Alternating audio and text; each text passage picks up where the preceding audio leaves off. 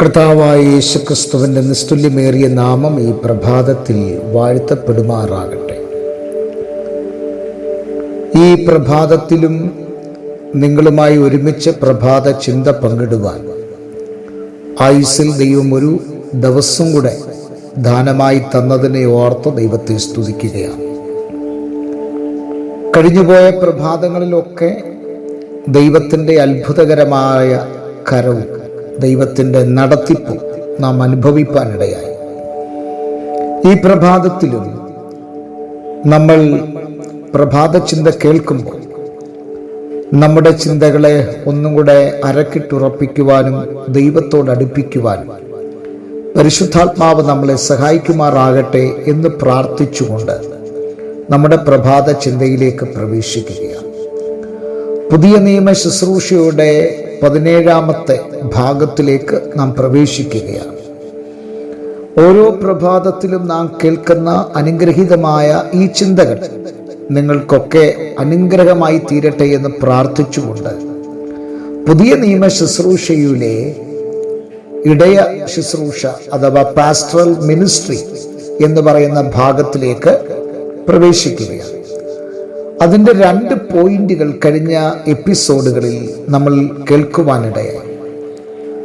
ഇന്നത്തെ പ്രഭാതത്തിൽ അതിൻ്റെ 3ാമത്തെ പോയിന്റ് കരുതുക, പ്രൊവൈഡിങ് എന്നുള്ള ഒരു ഹെഡിങ്ങാണ്. നമുക്കറിയാം, ഒരു ഇടയനെ സംബന്ധിച്ചിടത്തോളം തൻ്റെ കൈവശം ലഭിക്കപ്പെട്ട ആടുകളെ കരുതുക എന്നുള്ള ഒരു ഉത്തരവാദിത്വം ഇടയനുണ്ട്. ഓരോ ദൈവദാസന്മാരും, പ്രത്യേകിച്ചും ദൈവസഭയുടെ ശുശ്രൂഷയിൽ നിൽക്കുന്നവർ അറിഞ്ഞിരിക്കേണ്ട പ്രധാനപ്പെട്ട ഒരു കാര്യമാണ് തങ്ങളുടെ വിചാരണയിലുള്ള ആട്ടിൻ കൂട്ടത്തെ മേയ്ക്കുക മാത്രമല്ല, കരുതുകയും കൂടെ ചെയ്യണം.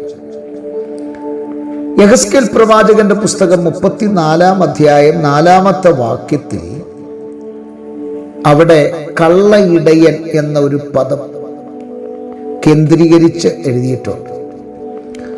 അപ്പോ നാം മനസ്സിലാക്കേണ്ട ഒരു കാര്യം, ഇടയന്മാരെ 2 വിഭാഗക്കാരായിട്ട് നമുക്ക് തിരിക്കാം. ഒന്ന് കള്ളയിടയൻ, 2 ദൈവത്താൽ ആക്കപ്പെട്ട, ദൈവത്താൽ നിയമിക്കപ്പെട്ട ഇടയന്മാർ. ഈ കള്ളയിടയൻ എന്ന് പറയാനുള്ള കാരണം എന്താണ്? കള്ളയിടയന്റെ സ്വഭാവം അവിടെ രേഖപ്പെടുത്തിയിട്ടുണ്ട്. അവിടെ വായിക്കുന്നത് ഇങ്ങനെയാണ്: നിങ്ങൾ ദുർബലമായതിനെ ശക്തീകരിച്ചില്ല, ദീനം പിടിച്ചതിനെ ചികിത്സിച്ചില്ല, ഒടിഞ്ഞതിനെ മുറിവ് കെട്ടിയില്ല. ഈ പദം നിങ്ങൾ ശ്രദ്ധിച്ചേ, എത്ര അർത്ഥവത്തായ ചില ചിന്തകളാണ്. ഒരു ഇടയനെ സംബന്ധിച്ചിടത്തോളം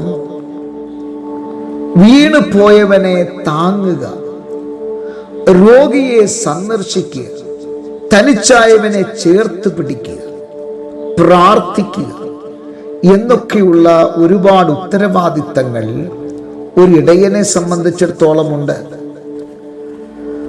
ഒരു യഥാർത്ഥ പാസ്റ്റർ, അദ്ദേഹം ഒരിക്കലും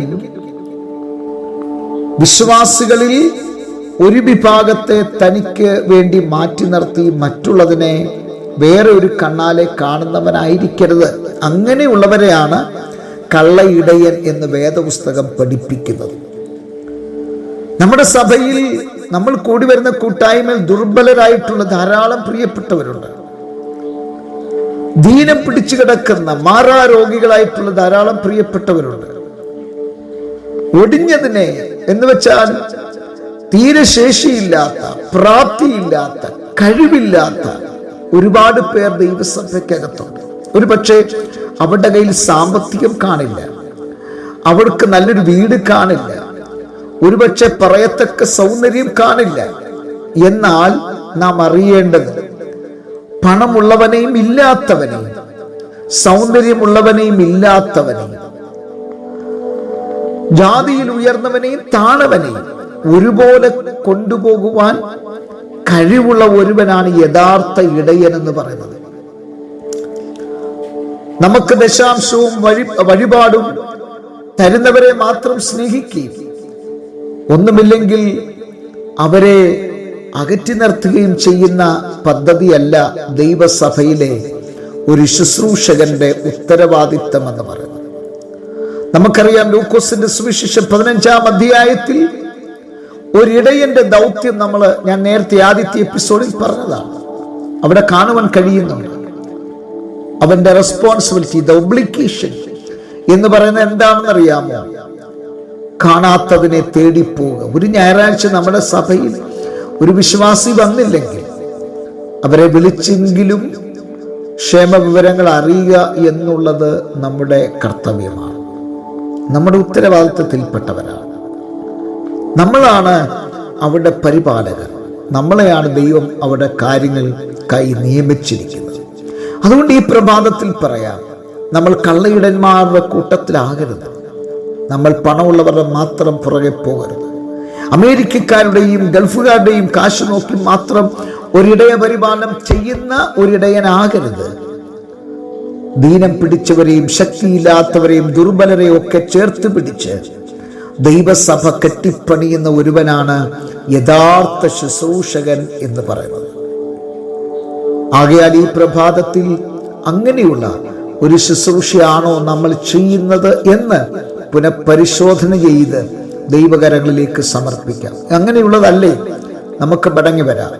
ഈ പ്രഭാതത്തിൽ ഈ സന്ദേശത്തിന് മുൻപാകെ സമർപ്പിക്കാം. കണ്ണുകളെ അടയ്ക്കാം, പ്രാർത്ഥിക്കാം. ഇതിന്റെ ബാക്കി ഭാഗം നാളെ പ്രഭാതത്തിൽ കേൾക്കാം. കർത്താവേ, ജനത്തെ അനുഗ്രഹിച്ച് പ്രാർത്ഥിക്കുന്നു, വലിയ അനുഗ്രഹമാക്കി തീർക്കണം.